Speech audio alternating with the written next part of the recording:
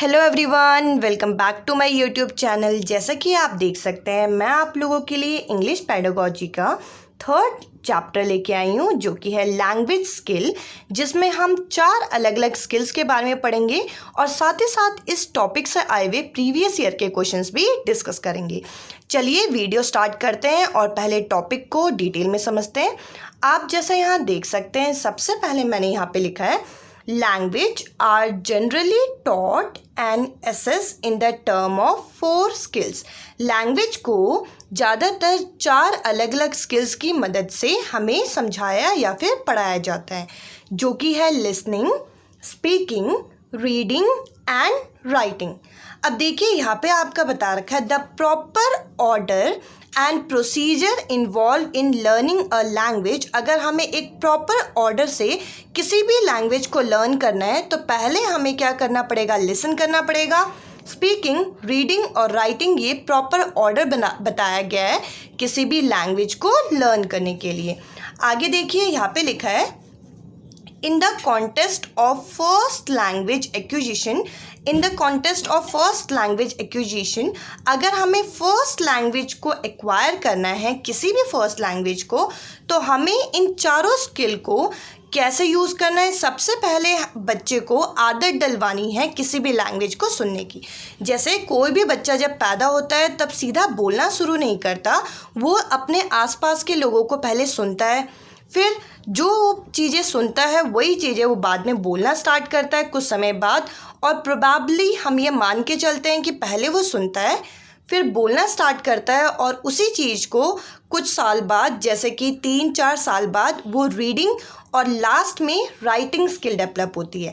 Writing skill सबसे last में क्यों डेवलप होती है? क्योंकि जो बच्चा इन्फेंट होता है उसको अपने हाथों में अपने ग्रॉस मोटर स्किल और फाइन मोटर स्किल में जो उसे पकड़ बनाने में थोड़ा टाइम लगता है।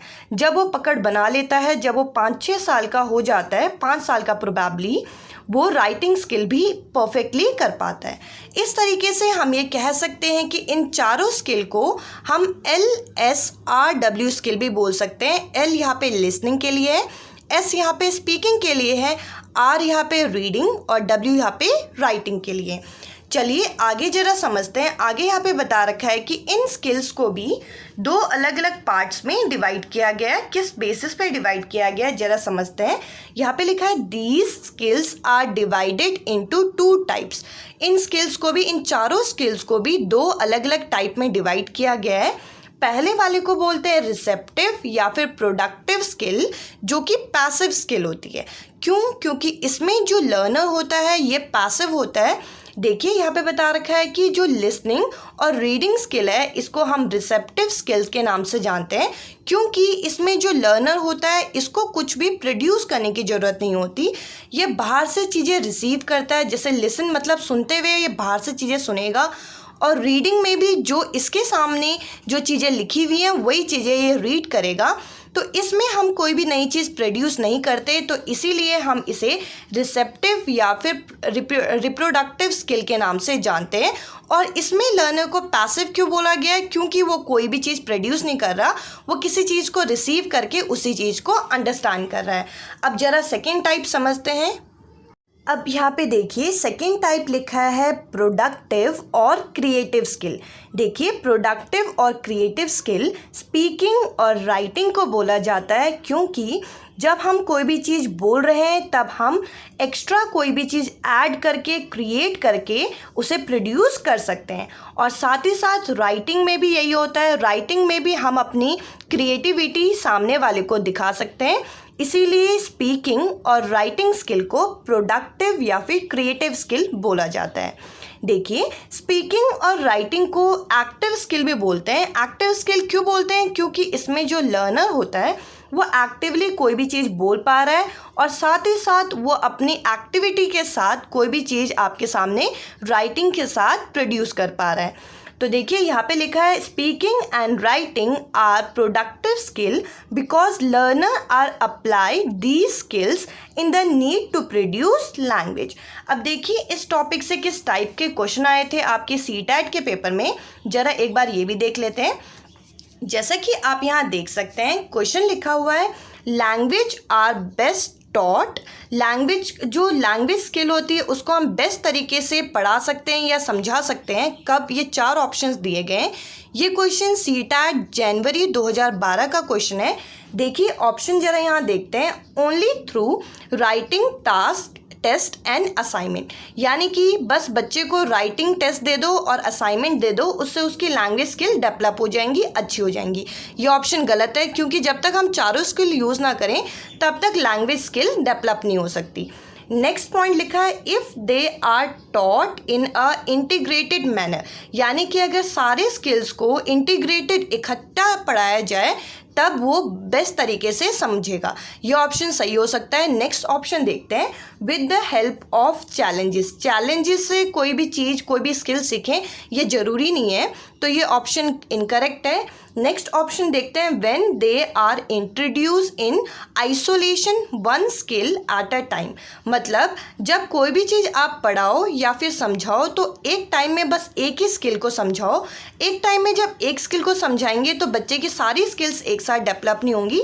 इसलिए जो इसका सेकेंड ऑप्शन है ये आपका बिल्कुल करेक्ट ऑप्शन यहाँ पे बैठता है, जो कि है if they are taught in a integrated manner. देखते हैं अब नेक्स्ट आपका आगे क्या दे रखा है। यहाँ पे हमें बता रखा है लिसनिंग के बारे में। अब हम जानते हैं लिसनिंग स्किल के बारे में ज़रा डिटेल में। आप यहाँ देख सकते हैं फर्स्ट पॉइंट लिखा है listening is the first language skill. Listening हमारी फर्स्ट लैंग्वेज स्किल होती है अगर हम कोई भी नेटिव लैंग्वेज को सीखते हैं। सेकेंड पॉइंट यहाँ पे लिखा है listening skill would be enhance bye focusing on making the student listen, यानी कि लिसनिंग स्किल को और बेहतरीन बनाया जा सकता है अगर हम फोकस करें कि बच्चा चीज़ों को लिसन करे। देखिए बच्चा जब तक चीज़ों को अच्छे से सुनेगा नहीं तब तक उसे चीज़ें समझ में नहीं आएंगी और वो पर्टिकुलर लैंग्वेज के साउंड और पर्टिकुलर लैंग्वेज में अंडरस्टैंडिंग नहीं बिठा पाएगा। तो हमें सबसे पहले स्टूडेंट में ये हैबिट डलवानी है कि वो चीज़ों को लिसन कर पाए, चीज़ों को सुनने की आदत डाले। नेक्स्ट पॉइंट लिखा है it is a receptive skill. ये जो लिसनिंग स्किल होती है ये एक रिसेप्टिव स्किल है, जो कि मैं ऑलरेडी डिस्कस कर चुकी हूँ, और साथ ही साथ इसे पैसिव स्किल के नाम से भी जानते हैं, जिसमें हम लोगों को हमारे कानों की ज़रूरत पड़ती है। हम किसी भी चीज़ों को सुनने के लिए अपने कानों को यूज़ करते हैं और साथ ही साथ हमारा ब्रेन जो होता है उस लैंग्वेज को कॉम्प्रिहेंड करता है। कॉम्प्रिहेंड मतलब जो चीज़ें हम लोग कानों से सुन रहे हैं उन चीज़ों का मतलब क्या है, वो चीज़ें क्या बताने की कोशिश कर रही हैं, ये हमारा ब्रेन कॉम्प्रिहेंड करता है। देखिए यहाँ पे मैंने आप लोगों के साथ लिसनिंग स्किल डिस्कस कर लिया। अब ज़रा बाकी स्किल्स को भी समझते हैं। अब हम समझते हैं नेक्स्ट स्किल के बारे में, जो कि है स्पीकिंग स्किल। आप यहाँ देख सकते हैं पहला पॉइंट लिखा है speaking is the second language skill. Speaking second language skill होती है अगर हम किसी भी नेटिव लैंग्वेज को सीखते हैं, और साथ ही साथ इसे प्रोडक्टिव स्किल के नाम से भी जाना जाता है और इसे एक्टिव स्किल भी बोलते हैं, क्योंकि इसमें हम कोई नई चीज़ प्रोड्यूस कर सकते हैं। देखिए जब हम कोई भी चीज़ बोलते हैं तो हमारे वोकल ट्रेट की हमें ज़रूरत होती है। वोकल ट्रेट मतलब जो हमारे वॉइस बॉक्स हैं जिसके थ्रू हम बोल पाते हैं, जो कि साउंड प्रोड्यूस करता है गले के पास जो होता है। इसके बाद यहाँ पे लिखा है language is a tool for communication. भाषा क्या है? एक माध्यम है जिसके थ्रू हम किसी और के साथ कम्युनिकेट कर सकते हैं, अपनी जो फीलिंग है किसी और के सामने एक्सप्रेस कर सकते हैं और साथ ही साथ किसी और के आइडियाज़ को भी समझ सकते हैं। अब हमें कम्युनिकेट करना है तो हमें कोई ना कोई भाषा की ज़रूरत है और साथ ही साथ एक साउंड की ज़रूरत है जो कि किसी और को सुनाई दे। इसके लिए स्पीकिंग स्किल बहुत ज़्यादा अहमियत रखती है। नेक्स्ट पॉइंट लिखा है इन द अर्लियर स्टेज। जब बच्चा अर्लियर स्टेज में होता है अपनी लाइफ के, तो जो स्टूडेंट होता है वो बहुत सारी अलग अलग वोकैबुलरी को लर्न करता है, बेसिक कॉन्सेप्ट को सीखता है और साथ ही साथ कॉन्वर्सेशनल रूटीन को भी समझता है, जिससे वो अलग अलग चीज़ें किसी और के सामने बोल पाते हैं। अब हम समझते हैं नेक्स्ट स्किल के बारे में, जो कि है रीडिंग स्किल। आप यहाँ देख सकते हैं reading is the third language skill. Reading क्या है? रीडिंग थर्ड लैंग्वेज स्किल मानी जाती है और साथ ही साथ इसे हम रिसेप्टिव या फिर पैसिव स्किल के नाम से भी जानते हैं, क्योंकि इसमें हम कोई भी नई चीज़ प्रोड्यूस नहीं कर रहे। इसमें हम अपनी आँखों की मदद से किसी भी चीज़ को देख सकते हैं, जिसकी हेल्प से हम किसी भी चीज़ को रीड कर पा रहे हैं और साथ ही साथ हमारा ब्रेन इसे कॉम्प्रिहेंड करने में भी हेल्प करता है। अब देखिए नेक्स्ट पॉइंट यहाँ पे लिखा है, reading is a learning skill. Reading आपका एक लर्निंग स्किल है जो कि सारे के सारे आपके इंग्लिश लैंग्वेज को इम्प्रूव करने में हमें हेल्प करता है। इंग्लिश लैंग्वेज के कौन कौन से पार्ट को, जैसे कि वोकैबलरी, स्पीकिंग, ग्रामर, राइटिंग, ये सारे के सारे जो डिफरेंट पार्ट होता है हमारे इंग्लिश लैंग्वेज के, इन सब को इम्प्रूव करता है ये जो रीडिंग स्किल है। नेक्स्ट पॉइंट लिखा है, वाइल रीडिंग अंडरलाइनिंग ऑफ की वर्ड इज़ अ मस्ट। अगर हम किसी भी चीज़ को रीड कर रहे हैं तो हमें खास ध्यान रखना है कि जो लाइन इम्पॉर्टेंट है हम उस लाइन को अंडरलाइन करें। देखिए मैंने यहाँ पे आपको रीडिंग स्किल के बारे में बताया कि ये थर्ड लैंग्वेज स्किल है, जिसे हम रिसेप्टिव या फिर पैसिव स्किल भी बोलते हैं। इसमें हमारा सेंस ऑर्गन जो कि हमारे आईज़ होते हैं, इसकी हेल्प से हम चीज़ों को देख पाते हैं और हमारा ब्रेन इसे कॉम्प्रिहेंड करता है। साथ ही साथ ये जो रीडिंग है ये हमारी लर्निंग स्किल को भी हेल्प करता है। सारी जो एरिया होते हैं इंग्लिश लैंग्वेज के उसको इम्प्रूव करता है, जैसे कि वोकैबलरी, स्पीकिंग, रीडिंग, राइटिंग, और लास्ट में मैंने बताया कि हमें चीज़ों को अंडरलाइन करते हुए चलना चाहिए। अब देखिए लास्ट स्किल के बारे में पढ़ते हैं जो कि है राइटिंग स्किल, और उसके बाद हम करेंगे इस टॉपिक के प्रीवियस ईयर के क्वेश्चंस। अब हम लास्ट स्किल को डिस्कस करते हैं जो कि है राइटिंग स्किल। आप यहाँ पे देख सकते हैं फर्स्ट पॉइंट लिखा है, writing is the fourth language skill. Writing क्या है? फोर्थ लैंग्वेज स्किल है, जिसको हम प्रोडक्टिव या फिर एक्टिव स्किल के भी नाम से जानते हैं, क्योंकि हम इसमें कोई नई चीज़ प्रोड्यूस कर रहे हैं और कोई क्रिएटिविटी के साथ हम जो लर्नर है वो एक्टिवली पार्टिसिपेट कर रहे हैं। इस स्किल में हम लोगों को हाथों की हेल्प से हम कोई भी चीज़ों को नया प्रोड्यूस कर सकते हैं और साथ ही साथ ब्रेन हमें हेल्प करता है कोई भी नए सिंबल को प्रोड्यूस करने में। अब देखते हैं नेक्स्ट पॉइंट आप लोगों के सामने है, it help to consolidate their grasp of vocabulary and structure. मतलब ये जो स्किल है ये हमें पकड़ बनाने में हेल्प करती है वोकैबलरी और साथ ही साथ स्ट्रक्चर्स में, जैसे कि हमें पता है कि सिंबल हैं ABCD।